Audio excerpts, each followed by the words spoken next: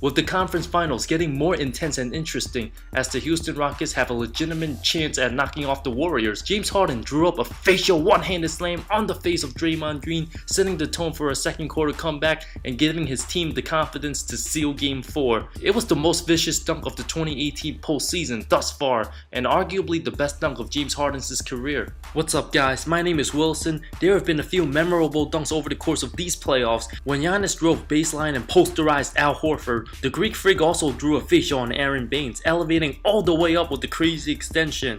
While John Wall in Game 4 of the first round, blew by Kyle Lowry, drove baseline and dunked it in the face of Jonas Valanciunas. Honorable mention includes Jeff Green's dunk on Miles Turner, and one of the most underrated dunk was Rudy Gay rising on top of JaVale McGee to start Game 3. James Harden also had two other nasty left-handed dunks this postseason, dropping the hammer on Gorgui Dieng in the first round as well as Derek Favors in the semis, winning both series in 5 games. A couple of crazy dunks in the second round includes Donovan Mitchell's nasty putback, as well as Joel Embiid soaring above the 7-foot Baines on a sweet Simmons dime. That was one of the most insane dunks of the season, although I'm going to say Harden's dunk was slightly better than Joel's due to the fact that Draymond really tried to block that shot. There will always be non-stop arguments on which dunks are better than others. Let's go way back starting from the 1970s, where their dunks were clearly better than Harden's on Draymond. What better way to start off than the original dunker himself, Dr. J, Julius Erving. In the 77 finals, the Doctor had two ferocious facials in transition the same game,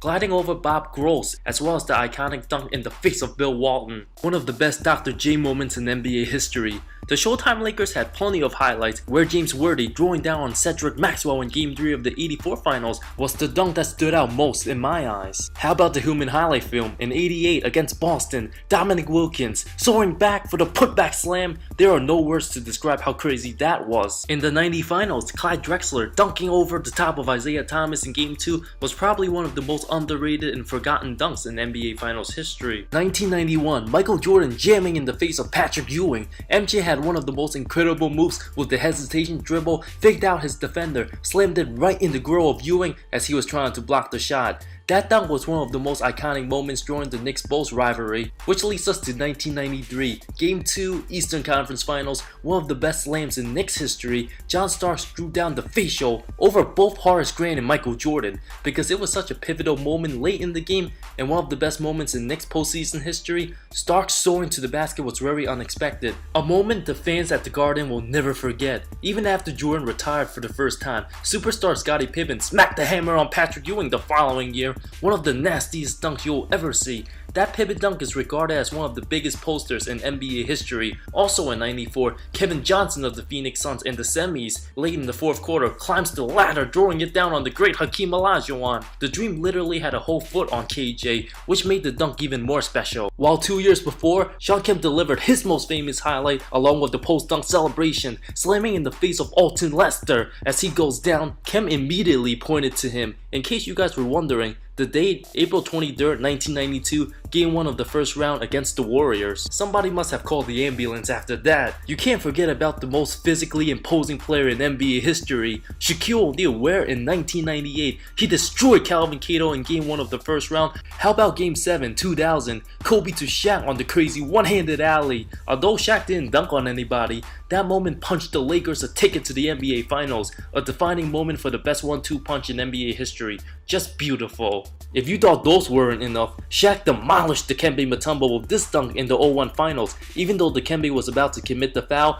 O'Neal just overpowered him in midair. And to clinch his third straight title, the Diesel put in the exclamation point, drawing it down on 3 Nets defenders. Nothing anybody can do to stop him. His superstar teammate Kobe Bryant drew down an insane reverse baseline flame on the Timberwolves in the 0-3 playoffs, going right around Kevin Garnett, finishing the other side of the baseline. Just pure nastiness. Tracy McGrady's dunk on the 7'6" Sean Bradley was just absolutely filthy, rising up the ladder, summarizing the perfect ending for Sean Bradley's NBA career. In 2006, Kobe had the memorable dunk rising over the top of Steve Nash. Nash was just at the wrong place at the wrong time, and who can forget Baron Davis's insane poster on Andrei Kirilenko? That was prime Baron Davis right there against one of the best shot blockers and arguably a top 5 dunk in NBA history. That same year, a 22-year-old LeBron James drew down the hammer in the face of Rasheed Wallace. The following year, James drove hard to the basket, drew down a powerful slam, famously known as "no regard for human life,"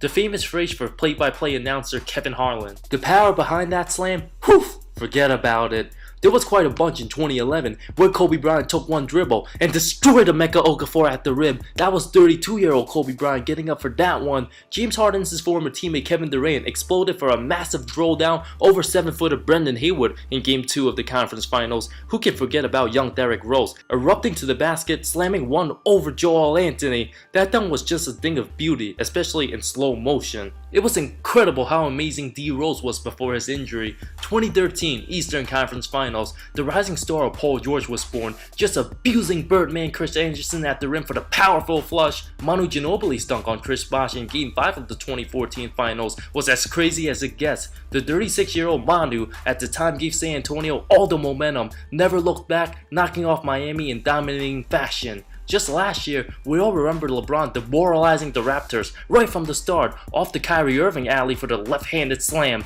That ball was so high above the rim, James might be one of the few players on the planet that can do that. In the finals last year in Game 4, LeBron was caught in mid-air, drew it off the backboard for himself, dunking over the top of his teammate Tristan Thompson, making nothing out of something. Just ridiculous stuff. Those were the dunks in NBA playoff history that were easily better than the one James Harden had in Game 4. Thank you so much for watching this video. Let me know what other postseason dunks that were better than James Harden's, or if there were anything that I missed out on. I talk NBA comparisons, amazing storylines, NBA history, and anything basketball that will interest you. If you're a fan of the NBA, subscribe to my channel. More good stuff coming soon. See you next time.